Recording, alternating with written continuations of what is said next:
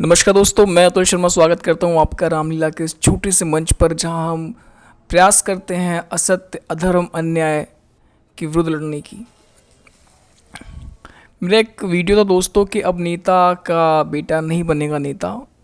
तो उस वीडियो में मैंने बताया था कि कैसे जो बड़े लोग होते हैं, जो बड़ी बड़ी पोस्टों पे होते हैं, वो अपने बच्चों को कैसे नेता बनाते हैं या फिर कोई बड़ा अफसर बना देते हैं जो आपके सर पर बैठ जाए। भले उसके संस्कार कैसे रहे हों, उसका मानसिक विकास कैसे हुआ हो, बस वो कैसे न कैसे उसको ट्रेन करके आपके सर के ऊपर बिठा देते हैं और वो लोग आप पर राज करते हैं।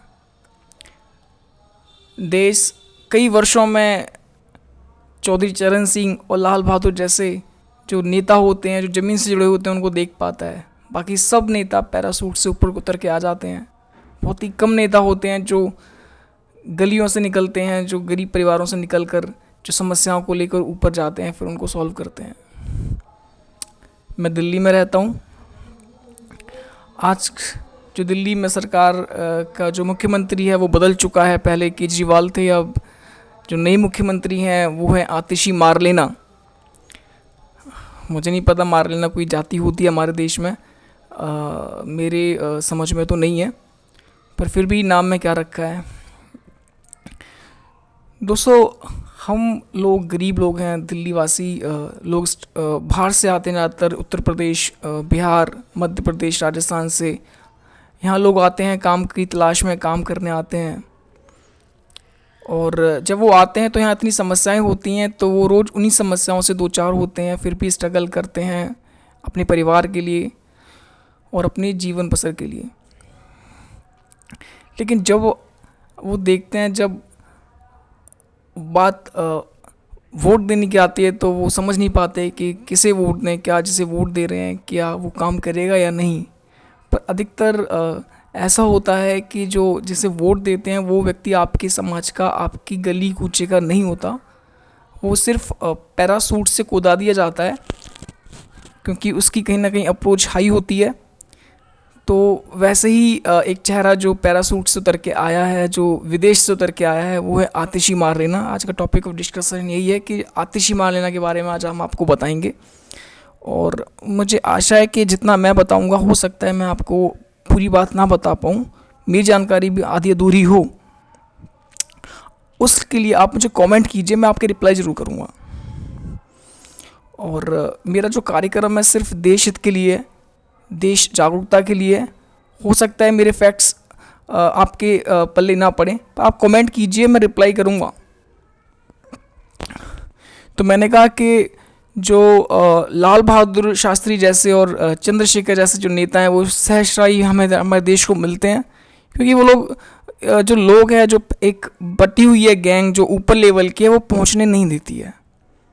वो सिर्फ नेता का बेटा ही नेता बनता है, अफसर का बेटा ही अफसर बनता है, गरीब का बेटा सिर्फ गरीबी में ही रह जाता है।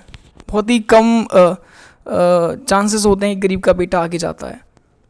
पर अब बात करेंगे आतिशी मारलेना की, कि आतिशी मारलेना कहाँ तक आपकी मुख्यमंत्री है, कितनी ज़मीन से जुड़ी हुई है।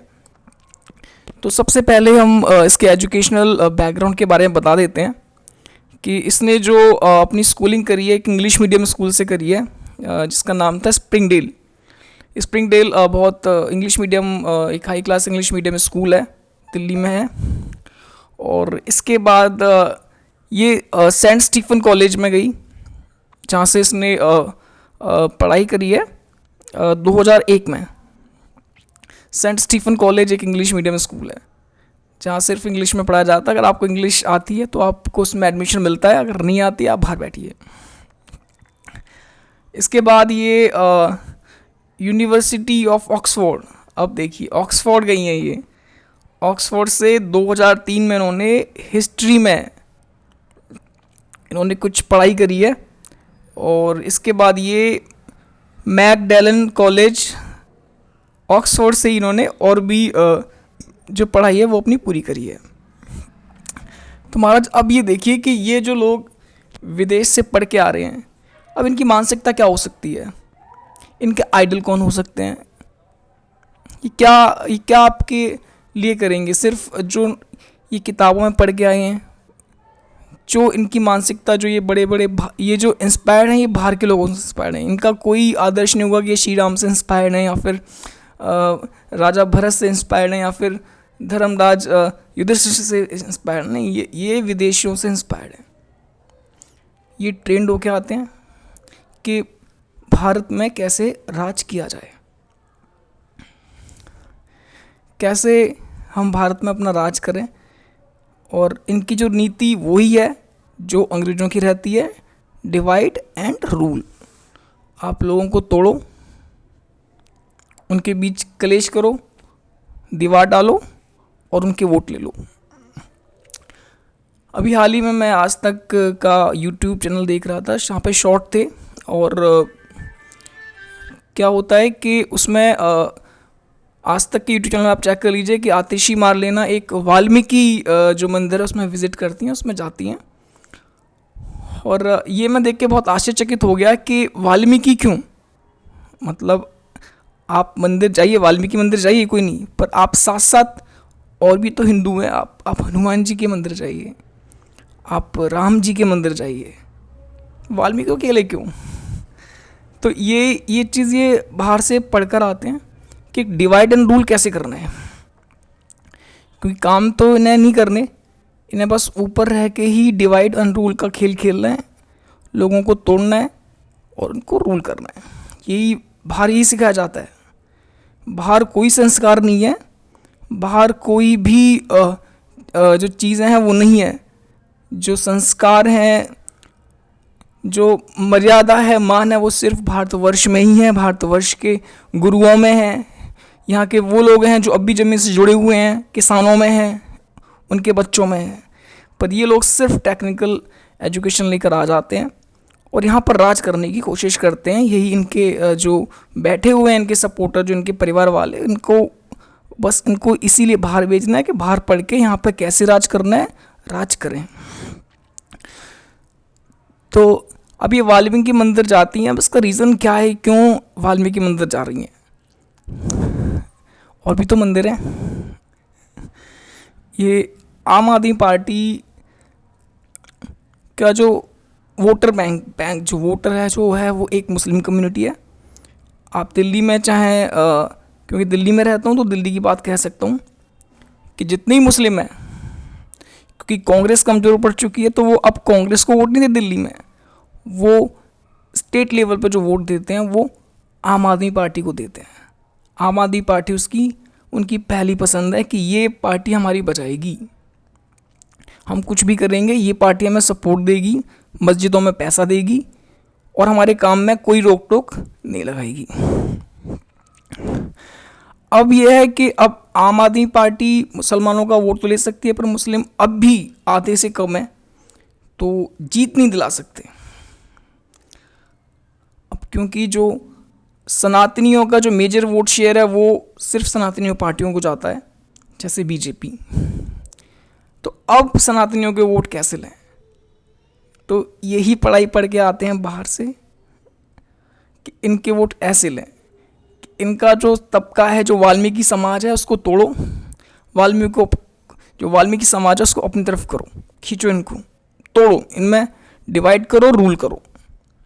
अरे महाराज, यही बस समझाना चाहता हूँ सनातनियों को, अपने समाज को, कि विदेश से पढ़ के आए हैं, इन्हें बस यही आता है, ये कभी समाज को जोड़ नहीं पाएंगे, तोड़ देंगे।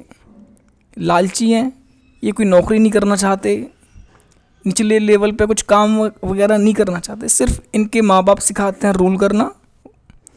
कोई अफसर बन गया है, वो भी अपने बेटे को अफसर बना के जाएगा कि तू भी रूल करियो। कोई नेता बन गया, वो भी रूल करवा के जाएगा, तू इनके सर पे बैठ। ये केजरीवाल अच्छी खासी नौकरी कर सकता था और देश के काम आ सकता था, पर नहीं, ने कहा कि मैं तो और आगे जाऊंगा। ये विदेश से पढ़ के आई, इनमें कोई भी एक भी चीज़ आप बता दीजिए, कोई कैरेक्टर नहीं है, सिर्फ ये टेक्निकल लोग हैं कि रूल कैसे करना है, डिवाइड कैसे करना है। मैं सनातनियों से फिर से कहता हूँ कि वाल्मीकि समाज हमारा प्रमुख समाज है। अगर वाल्मीकि ना होते तो हमें रामायण नहीं मिलती, हमें राम के आदर्श नहीं मिलते,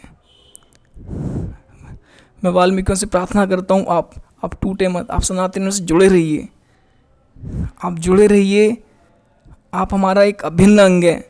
आप इनके बहकावे में मत आइए, बाहर से पढ़ के आइए। ये सिर्फ डिवाइड एंड रूल की पॉलिसी जानते हैं जो अंग्रेज़ों की थी, वही इनकी है, वही महात्मा गांधी की थी।